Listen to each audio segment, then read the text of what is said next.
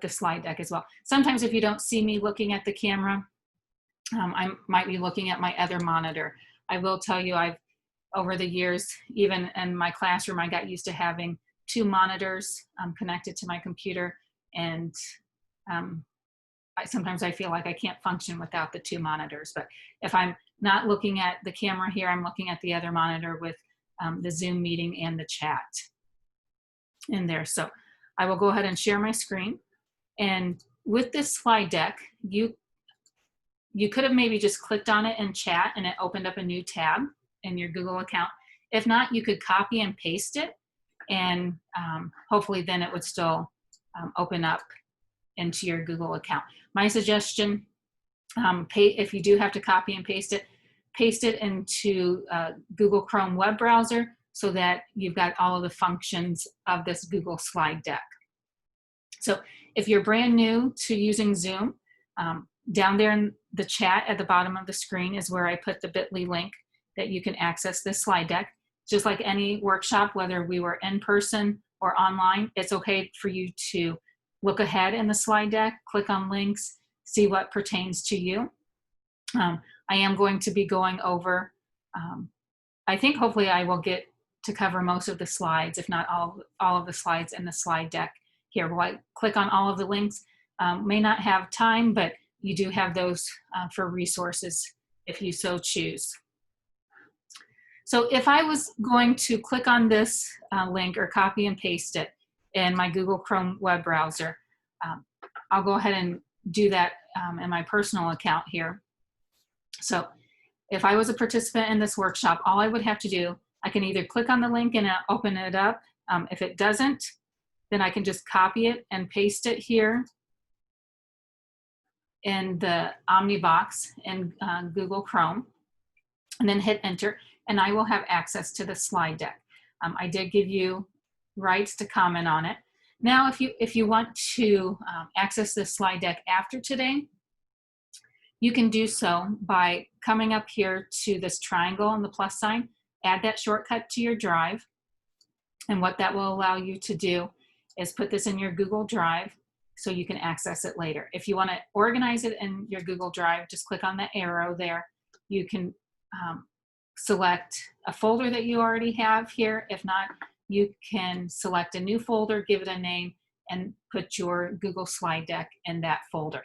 Kind of like the Google Drive is like a file cabinet, and you have folders within that file cabinet. So if you don't use Google Drive, you can bookmark this. If you come up here to the end of the Omni box, to the star here, if you click on that, it bookmarks it. What that means is I can add it to my bookmark bar right here and hit done. If you don't see your bookmark bar, if you click on these 3 dots here right to the right of your Google Chrome profile, go to bookmarks and go to show bookmark bar. If I click on that, it takes my bookmark bar away. How do I get that back? Go to the 3 dots, go back to bookmarks and show bookmark bar. If that doesn't make sense, I can walk you through more of that at the end of the workshop. If on slide 2, just like if we were meeting in person, we would have you sign in. If you can sign in, here it's on slide 2, you'll have to be able to access the sign-in sheet. You'll have to do a split screen, exit the full screen, and access this from your Google Drive to click on sign in. If for some reason you can't, what I can do, I can copy the link and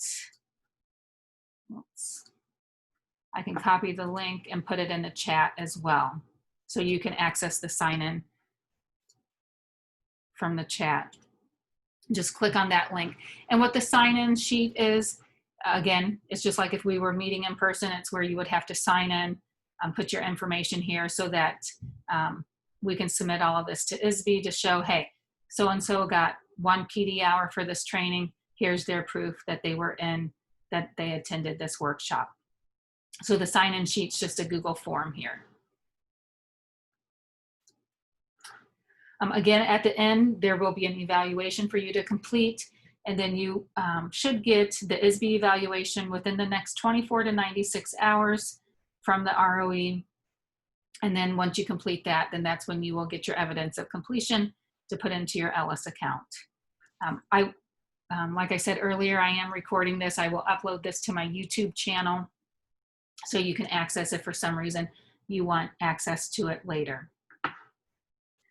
For those of you who haven't joined me for any workshops, real quick, my name is Lisa Schwartz. This is my 21st year in education. The first 19 years I did spend in Quincy Public Schools teaching various subjects to 6th through 9th graders. Majority of the time I did teach computers and computer science, and we use the Microsoft platform, except the last few years I did incorporate Google. So the kids got to see me as a learner because I didn't know everything about Google.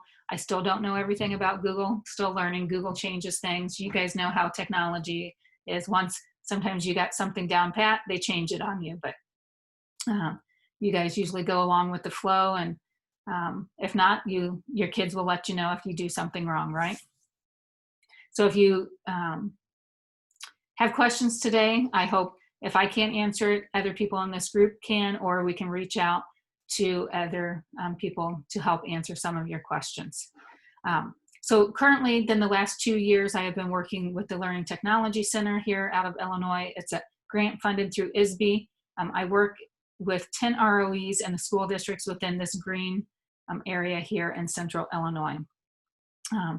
I've noticed many of you that are on this workshop today have been in some other workshops with me and or been in-person workshops in the past. So welcome back.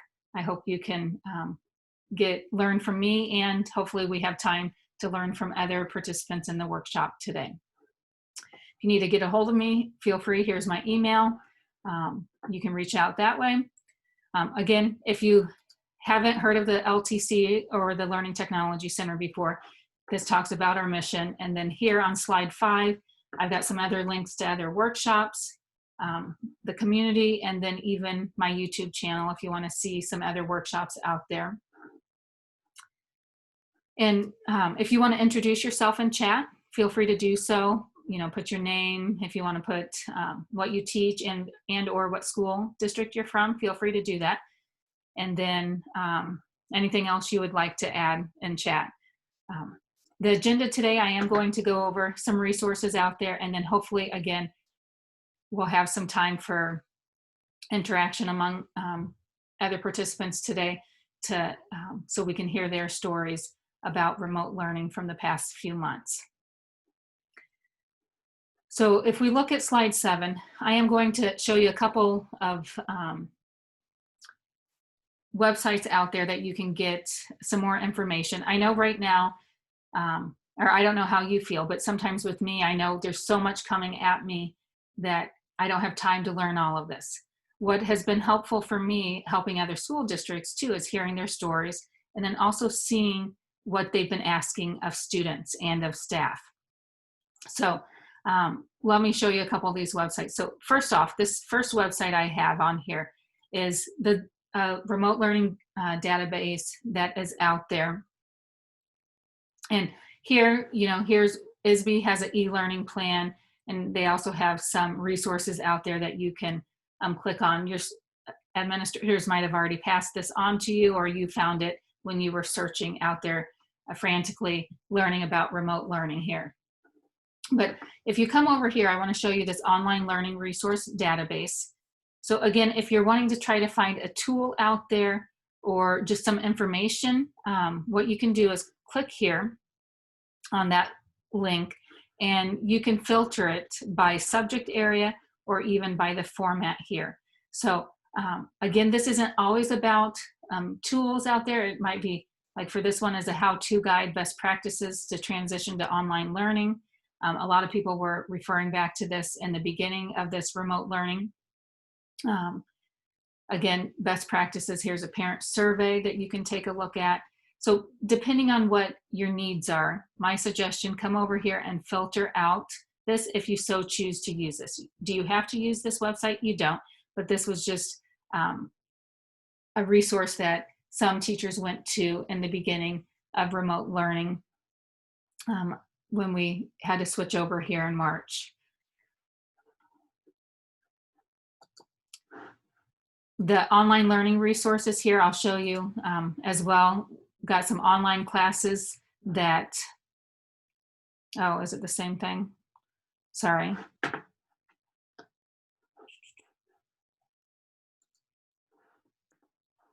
I guess I put it on there twice.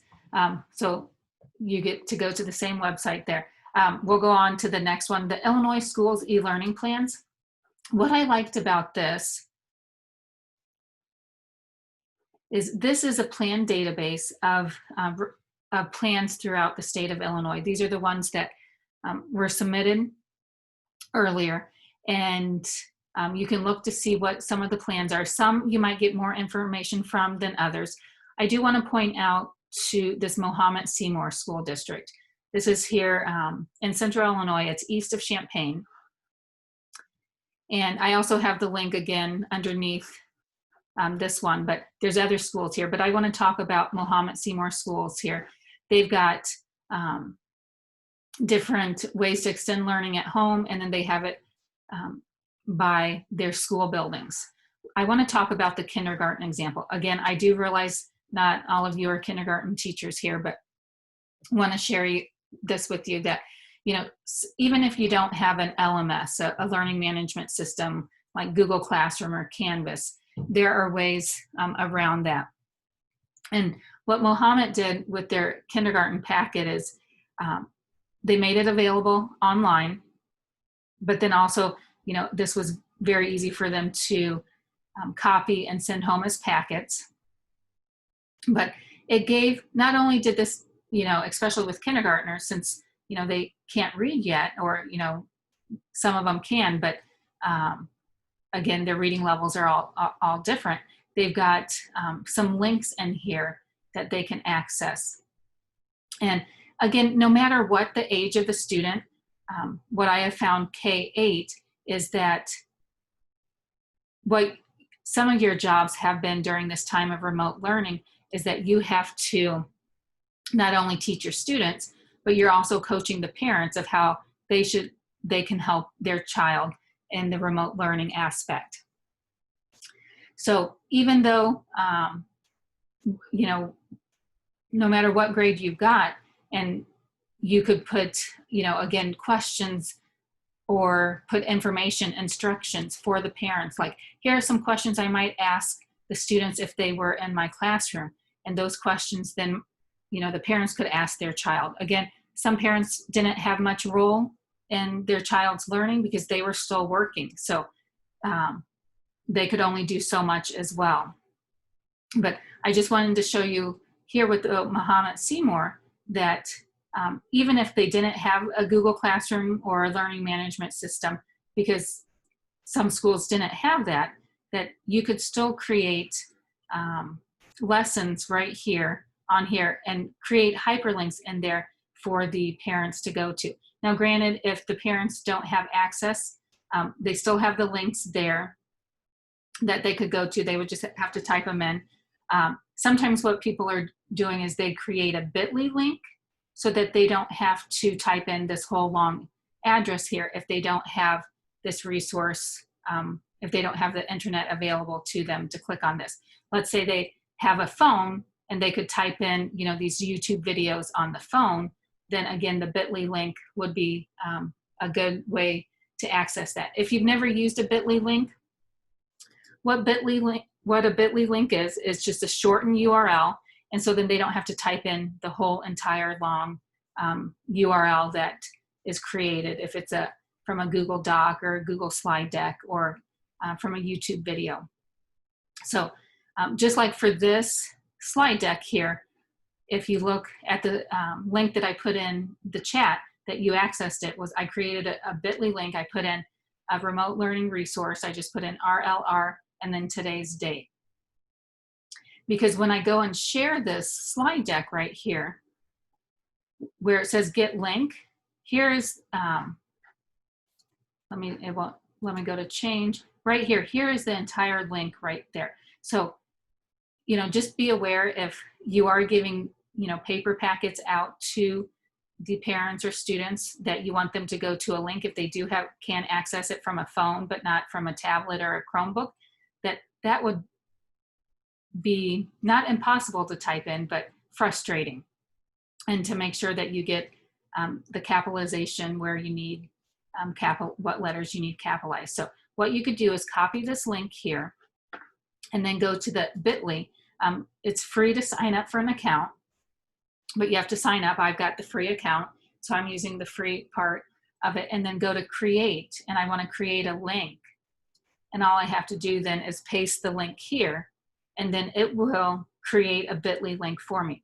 You can customize the back half, and that's how I customized today's slide deck, was I named it the RLR for the title of the workshop and then today's date. So then that's all they would have to type in. A lot simpler typing this in than going here and typing in that whole long line. But even if you did, you know, if the teachers created this and pushed this out through Google Classroom, and some parents could access it through there and some couldn't, that would be another way. But this was nice to help the divide of some people having access to the internet and some people not. So they were kind of getting the same material. And all of this could be found. So if you have time, my suggestion would be go take a look at the Illinois Schools e-learning plans that we have out there. And it is here on this link. And it's this link right here when you click on it. So you can see there's a lot more other ones out there. So if you're on a remote learning team for your school district, you can see easily, here's all of the material of several different school districts, not all of them, certainly by no means, but at least you'll get an idea to look at some of these other school districts out there, and hopefully then help your school or your district in creating the remote learning plan.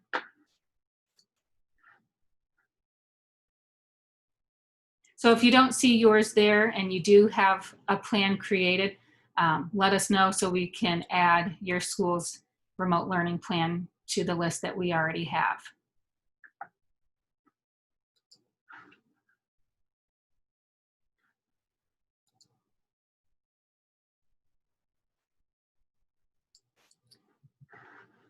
And I'm trying to read chat here too. Someone asked for the bit.ly link again here. Yep, I can share that as well. And again, if someone's having trouble signing in, I can help you sign in here at the end of the workshop as well. A couple other websites out there are Google Teach at Home and Common Sense Media. Again, I've got the links here. And what the Google Teach at Home, you can download a toolkit, and it does usually talk about leveraging the different apps out there, that how you can incorporate that into your classroom in the remote learning times. And I just, as you can see, even I haven't watched this video, but looks like she's got her own kid in the background giving her bunny ears. But you know, we realize even as teachers, you're managing, you know, not only your students in your class at this time, but you might have been managing your student or your own kids and or, you know, other people in your household. Has anybody, I'll pause here for a moment. Has anybody looked at this Teach from Home document from Google? And if so, did you use it? What did you like about it? What didn't you like about it?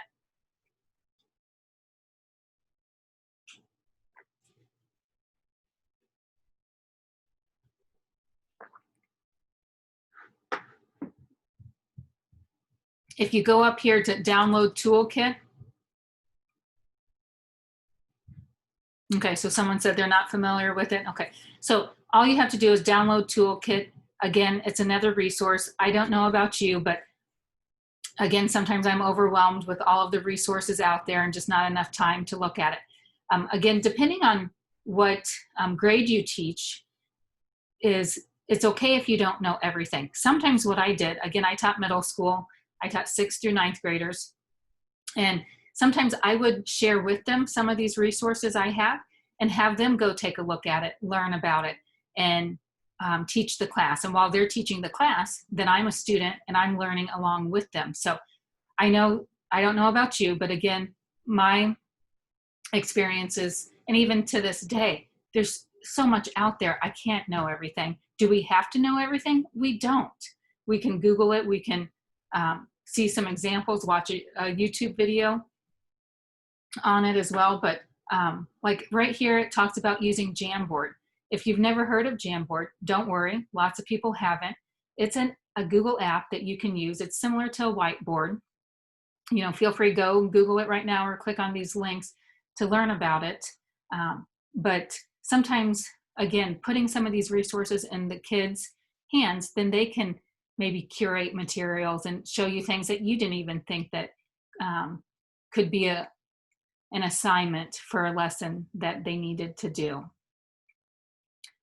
But here, you know, it has some different things here. Setting up, again, you know, we were forced into this remote learning. So had to talk about this. And again, what I found even with my own kids here at home with this time of remote learning, about setting a specific spot to learn from, you know, to work on their work that they got used to. You know, they got onto their Google Meets in this room.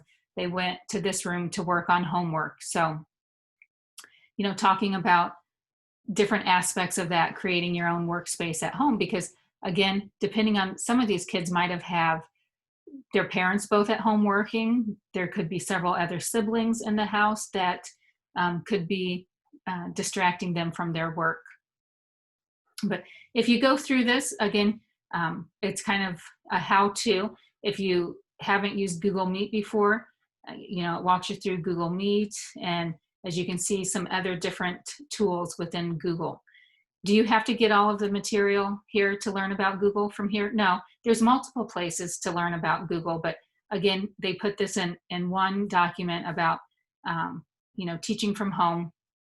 And some of this, I don't think, you know, it would have hurt to share this with your own students, again, depending on the age of the students that you teach.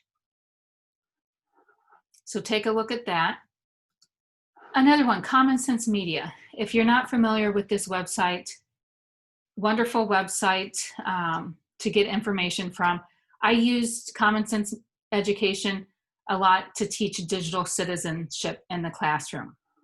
But if you look up here, they've got a tab for parents. So you could even have your parents use this as a resource. Here's a tab for educators.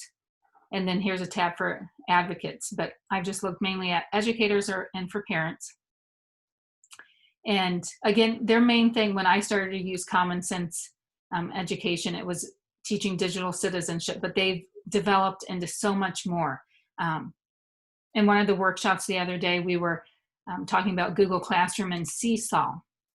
And I know some districts out there are wanting to do Google Classroom K-12. Some districts are deciding to do Google Classroom 6-12 and using Seesaw K-5.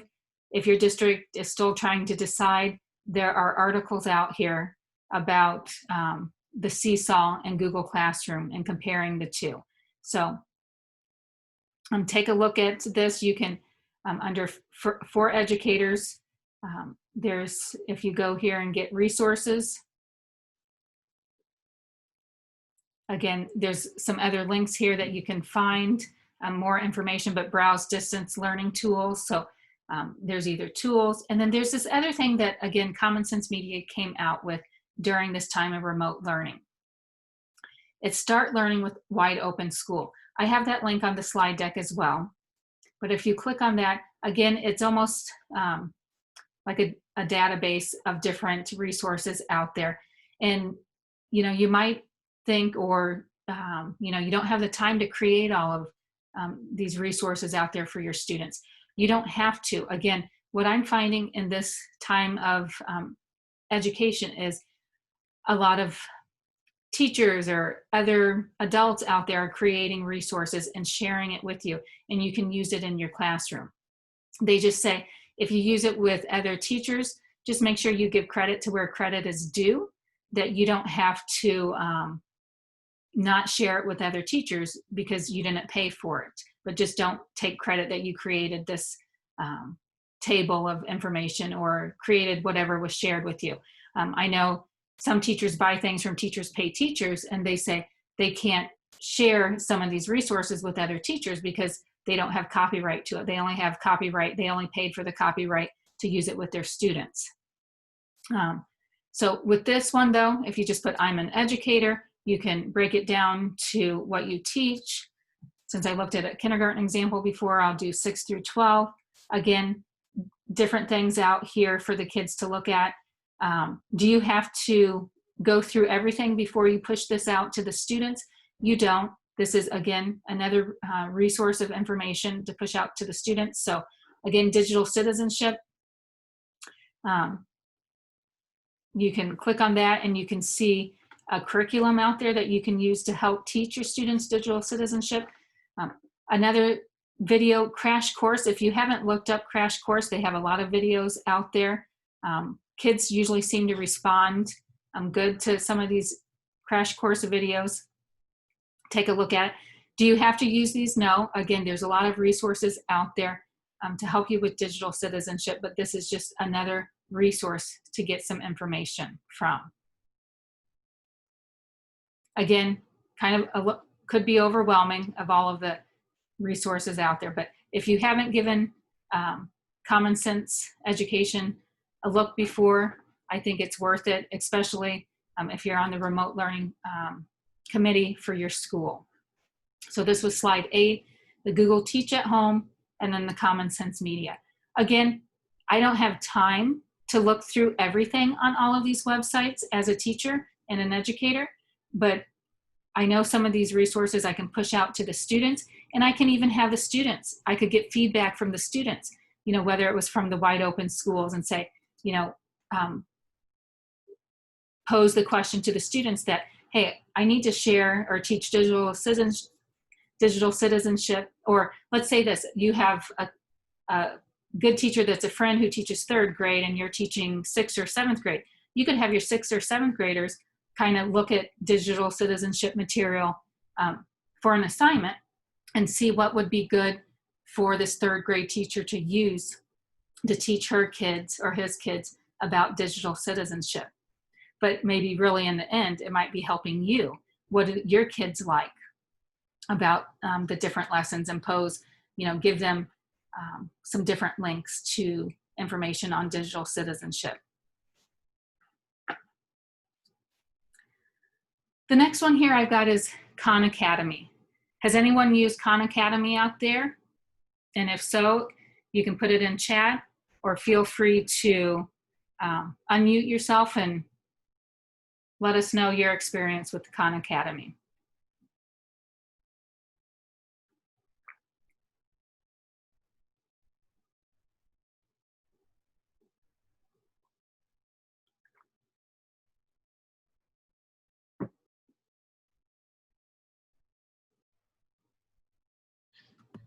Okay, so we're getting a lot of different answers here in chat. Some people liked it. Someone said that some of their kids, no one liked it.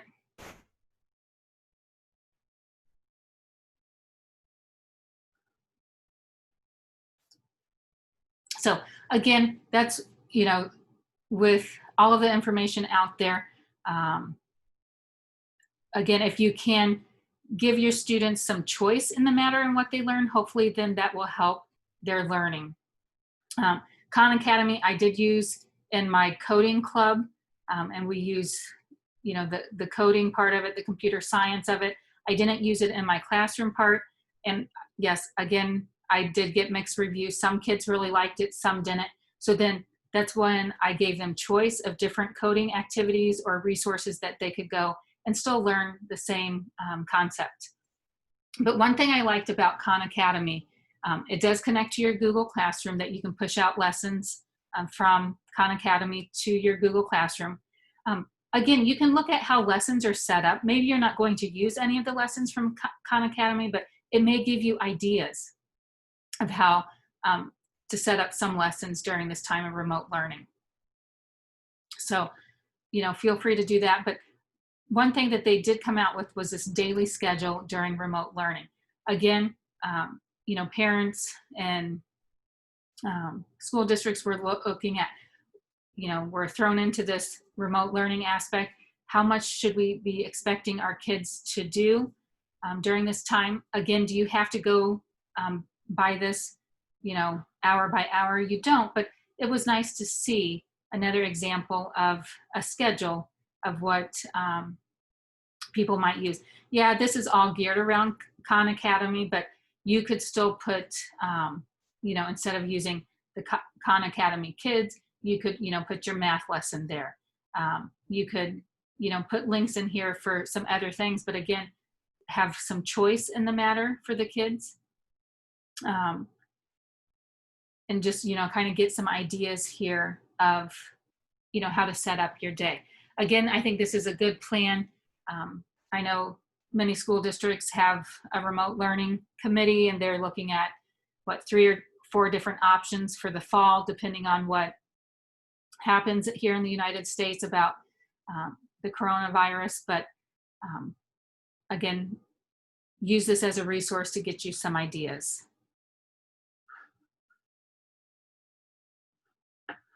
Anybody want to unmute and talk about Khan Academy more in depth?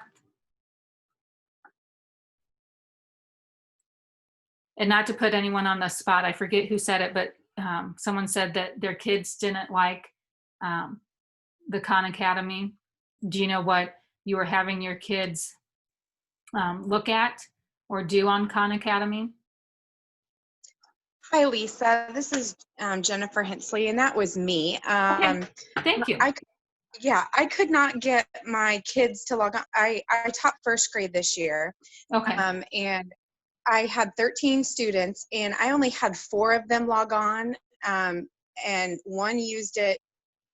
I mean, he did it pretty well, but his mom told me that he was really bored with it. So I opened up it was for math. I opened up like a second grade for them, and then they just stopped using it altogether. I had another student that logged on for like a minute and a half and never logged on again. Yeah. So I didn't like it myself either. So but my district was having us do remote learning as well as send packets home. So I just was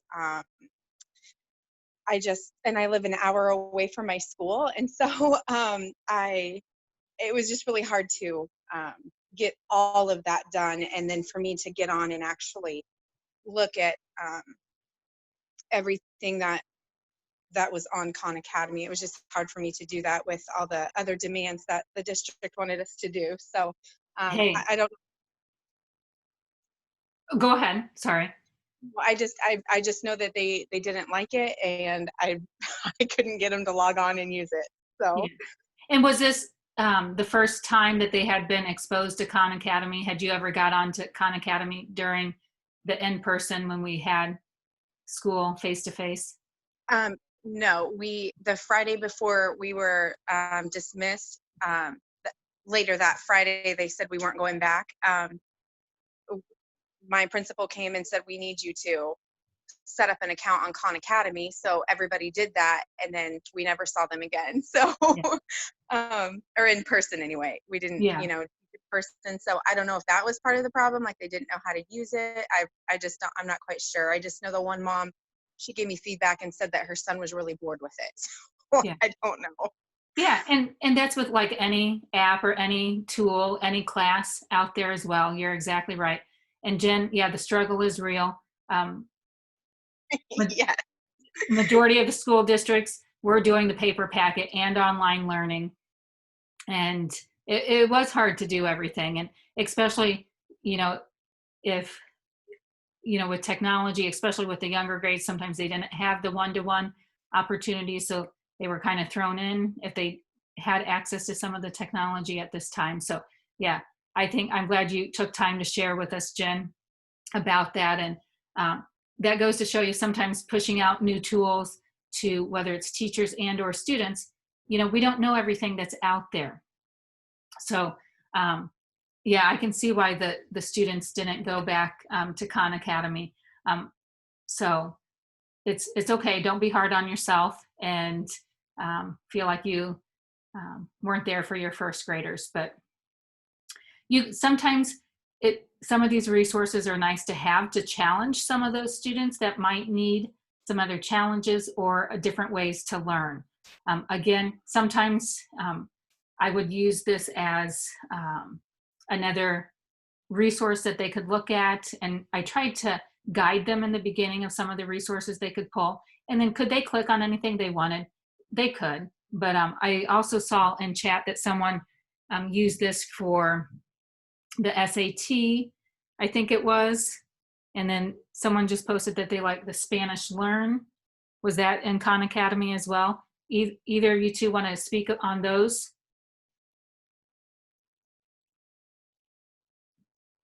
I think Curtis, was that, yeah, Curtis talked about the test prep. Did your students like that, or? Well, so what happens is all kids from freshmen to juniors have to do this during their study hall, and not a lot. I mean, I can think of probably like a handful over like the 2 years I would have been there, like actually take it serious. Okay. And we have Go Guardian too, and so we can actually block what they see and what they can't see. So they'll literally just turn it on, leave it on that website, and then they'll actually work on homework. Okay. And then like kind of what the procedure from the administration was is that, well, I mean, if you can't physically force them to do it, so it kind of is what it is at this point. Yeah.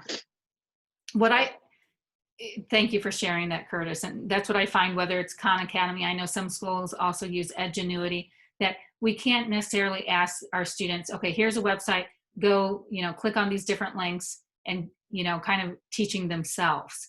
Can some kids do that? They can, but I know me as a learner, I need some direction. I need someone to maybe hold my hand in the beginning, maybe walk me through some things, and maybe do a check-in, every couple of days with me. So again, maybe use this resource as, some additional resources out there to tie into some of your other curriculum. You could always try it out with your kids, have them give you feedback. I do want to point out the storytelling one. Again, I found this interesting. Will everyone find this interesting? No, this is just talking about Disney and Imagineering in a box. So I don't know anything. I have a business background as well, so I always love learning about Disney, whether it's with education or with the business background, business side of it. So I found this one interesting. So another option, teachers could use is during the time of, the word escaped me, their challenge learning, or they get to, explore, help me out. What am I, Genius Hour, that's what I'm thinking of, that they, could always look back at these courses to help them with their Genius Hour if they want to learn more. Again, I'm looking at the older kids rather than the younger kids, but I appreciate you guys sharing your experiences with it. And just like Jen said, she didn't have many kids do Khan Academy because she was, the last day of school, she said she had to sign up for an account herself. So again, what we've learned during this time is maybe not necessarily push out new tools to the teachers and to the students until you can get that professional development piece in there to help your teachers. Then you can help your students as well. Hi, I'm Ann Burton. We use Khan Academy here while we're at school, and I think that made a big difference. And the teacher asked for assigned lessons, and then she would also look for a time. She wanted them to be on so long a week. Also, it will take your MAP score, and if you go into Khan Mappers, it will actually give an individualized plan for that student. And we use that for RTI and enrichment too. And I think because we had that set, we had more success. Okay, good to know. Thanks for sharing that, Ann. So maybe Jen, if in the future, if they want you to use it more, they can give you more time to learn about it and give you a little bit more direction, so then you can help your students. Yes, I think that would have helped a lot. Just me not knowing how really it worked and operated, I couldn't really help the parents, and I think the parents were overwhelmed. So yeah, that's a good point that you brought up. So thank you for that. Yeah, you're welcome, and thank you for everyone contributing to that. And sometimes, for these resources, again, as a teacher, I didn't have time to look at all of these. Is there any way you can do an assignment to your students to say, okay, here's some resources out there. What do you like about them?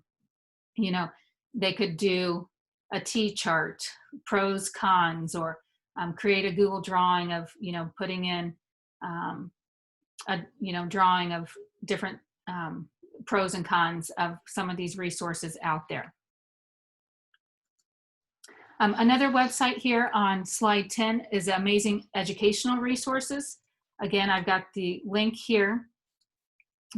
If anybody's used this, feel free to shout out in chat or unmute yourself. This is one website I haven't spent much time on to look at, but again, there are tools out there, but then also you can see how other schools or other teachers are using these resources. You can filter it again here by grade level, and then by subject matter here, or even different categories. So, media literacy. Some of you guys are being asked to teach and you don't know how to even go about teaching that. Again, you can search about that, and here you can see some information about media literacy. Again, I haven't explored much with this, but I just wanted to share this website out there because I know other teachers have been using this.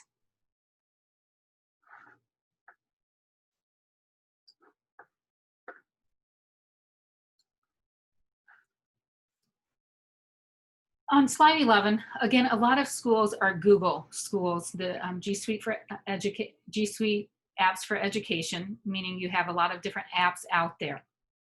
And again, some of the apps out there you might not know about. How do you find all of the apps that you might have available? If you come up here and click the plus sign and you go to your waffle, you can see all of the apps that you have available to you through your education account. If for some reason you don't have Jamboard here, you can always go to more and see if that has been turned on. If not, on the back end, your Google admin might have to turn that on so that you have access to it. And if we go into Google Jamboard, what it is kind of like a whiteboard. And what the students can do is, like, for example, on this Jamboard, they can practice their math facts. And so if they were learning how to add fractions, so we can see, yeah, they know how to do that. But then what they can do later on, I think in the slide deck, I have the extension called Screencastify. And they could take a screencast of this. What a screencast does is it takes their recording of their screen, and then they can record their voice explaining how to add fractions. So do you have to have them do, 20 or 30 problems on adding fractions? No, they could do a couple here, do a screencast. And to do a screencast, all they have to do, you have to have this extension added here. There's a free version and a paid version. I'm going to try, I'm not going to show you because I did a workshop on this earlier. It's on my YouTube channel, but also what I found in the workshop when I'm on the Zoom meeting here and I try to do a screencast, I don't have the best internet connection because I'm using, I'm trying to do a screen recording on my screen, but also while I'm in the Zoom meeting.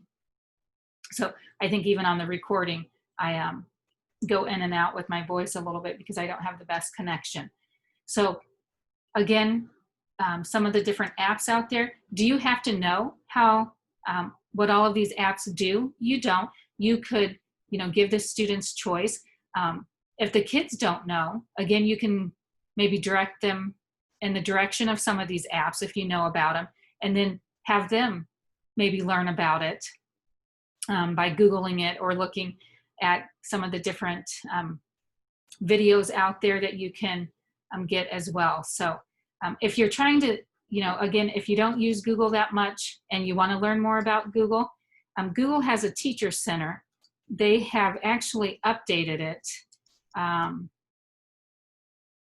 And I'll have to go and get the new updated one because I don't think this is it when I just Google it. So here's the old Google Teacher Center. It's still working, that's fine. But they've updated some of the resources here. But if you go to training and you scroll down here, here's, if you want your kids to learn about Google Slides, here's a resource that they could go to. First day of Google Docs, first day of Google Forms. So it's not just for the teacher, that you could push this out to the students to learn to see which app would be best for them to create their assignment with. Some of them might say, oh, Google Docs might be best for me to do the assignment with fractions. Some might say Google Jamboard. Again, if you give them choice, again, it depends on the age of the child. Could they go ahead and learn some of this on their own? They could. If not, maybe you could enlist the help of another teacher in your district. So if you teach first grade, second grade, or kindergarten, or the lower grades, you could enlist some help of a teacher with older students to have those students look at some of these different apps, and then either create videos that you could push out to your students, or have them evaluate and come up with the information, whether it's a T-chart or whatever it may be, so you can look at it to learn that way, to see what you want your students to use in the classroom. But besides the first day of these different apps here, if you keep scrolling down, if there's any computer science teachers out there, Google has CS First. You can teach coding. They also, for some older students, usually middle school to high school, teach applied digital skills. I think that would be worth time to check out. Again, digital citizenship and safety course. They also have, Google also has, is it called Interland? A digital citizenship. Help me out. Someone can unmute or put it in chat. What is that called? Oh, Google's Be Internet Awesome. But within that curriculum, they have, anybody used this before?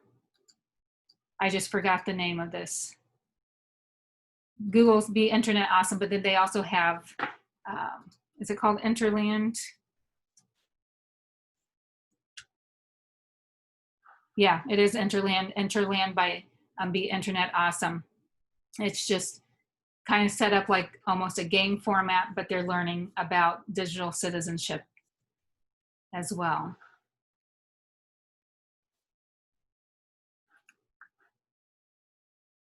And then here's some other links here, tools for diverse learners training as well. So again, lots of different resources out there from Google.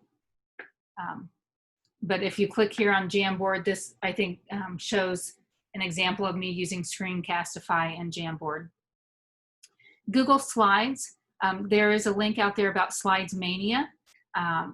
This was, the person who created this is not even in education. And she's got all of these themes and templates that you can use. Again, free of charge. I haven't found any that you had to pay for. Just again, if you are using them to share with other teachers, that you're not saying you created them, you give credit to where credit's due. But check that out as well. And Google Forms, again, with Google Forms, if you can use that to take surveys or even have quizzes pushed out. Google Meet, many of you got forced into learning about Google Meet the last few years or last few months, even though those couple months might seem like years. And also with Google Meet, you can record your screen. And I just saw this morning where Google Meet, they've got 6 new features that they're going to push out. I don't know if they pushed them out today or when the scheduled date for that Google Meet push out for the 6 new features will be.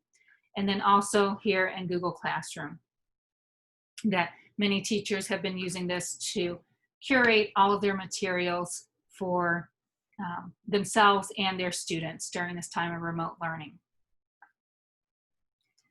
Anybody feel strongly about some Google apps out there that you've used during remote learning with your students?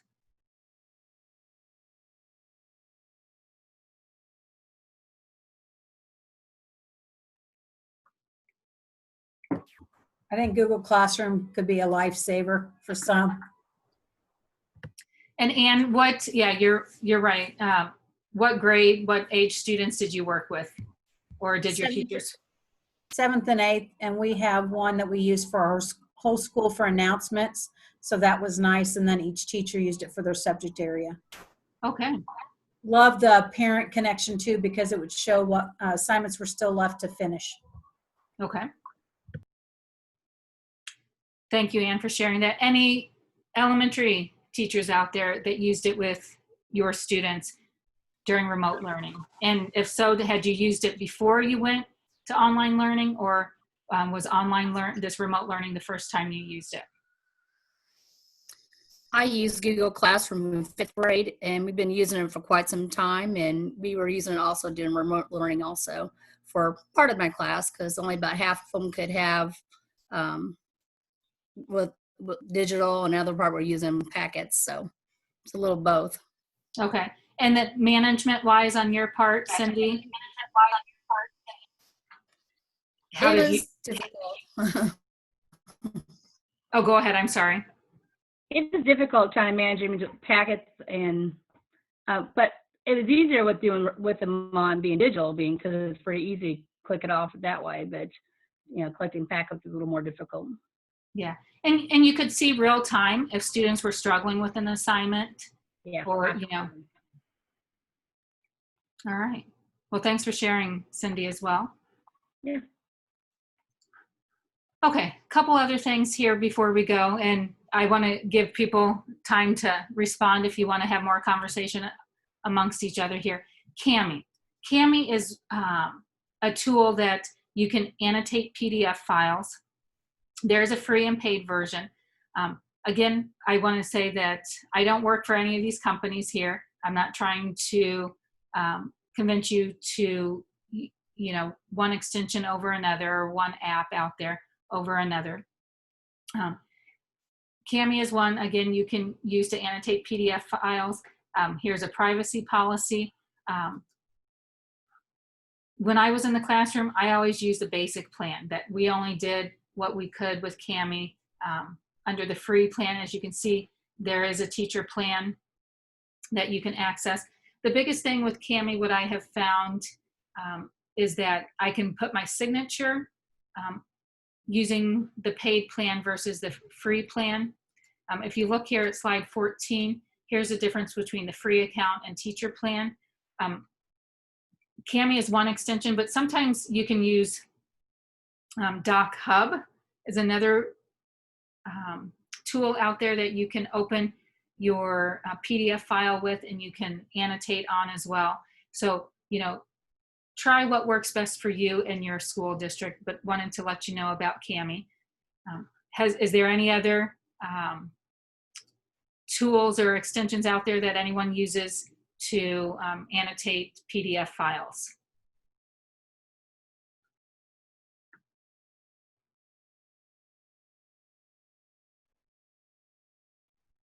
Kristen commented about Seesaw.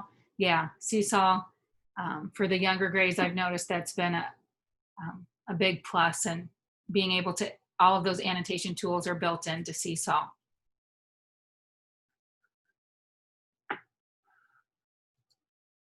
And how that works, so if I go and open up a PDF, I don't think I have any open. So if I think I have a PDF over here from, so if I open up this digital citizenship PDF here, what I can do for kids to sign here, so this was a digital citizenship contract, kids could sign here, parents could sign here. If I had Cami turned on, it would,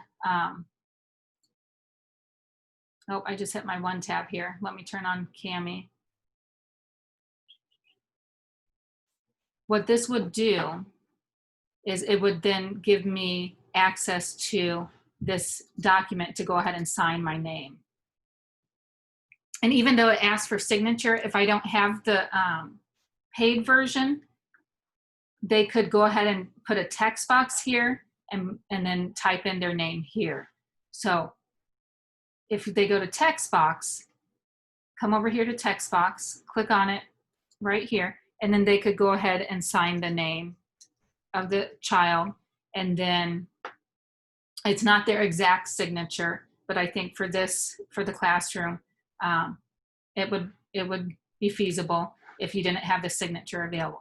If you did have the signature, and this is available in the paid version, all I would have to do is click on signature here and whoops, and then just drag my signature over here, click to drop, and I can put my signature there.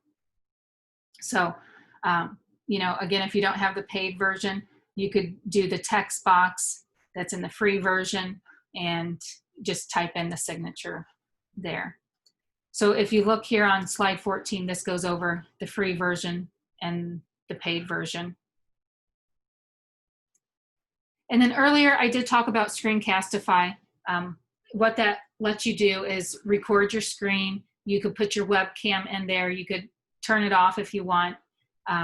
You can, you know, record a browser tab, a desktop, or just your webcam only. And that's when students can explain their thinking. So again, during this time of remote learning, you could have them record themselves and submit that if you have, you know, if the kids had internet and a device to do that on. Again, did a Screencastify workshop, I think, was that last week? I had to think what day it was. So feel free, I included that in here. If you can't access it for some reason, then I made a mistake on the sharing permissions, and let me know.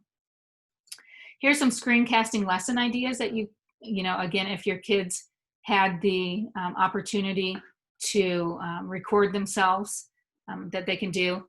Here again, here's 25 ways to use Screencastify with Google Apps.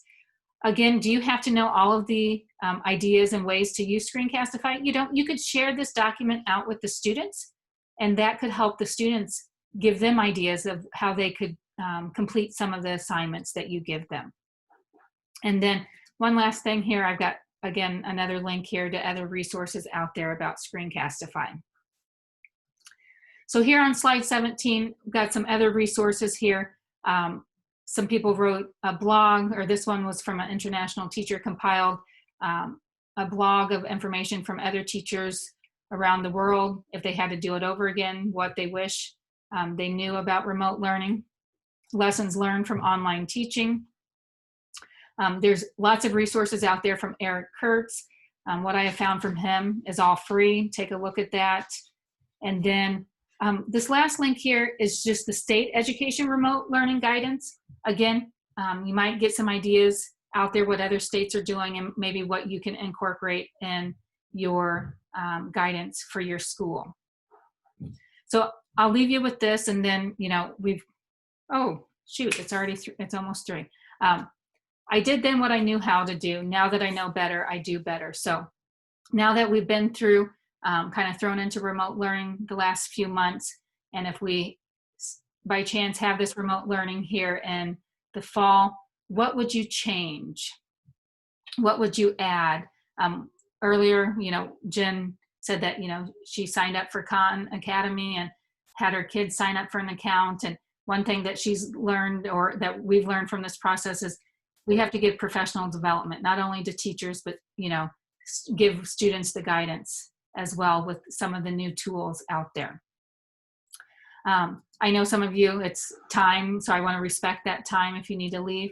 If you could fill out this Google evaluation here. And then also don't forget, usually within the next 24 to 96 hours, you also get the ISB evaluation to fill out as well. But would anybody else like to share lessons learned from remote learning from your district or your personal experience?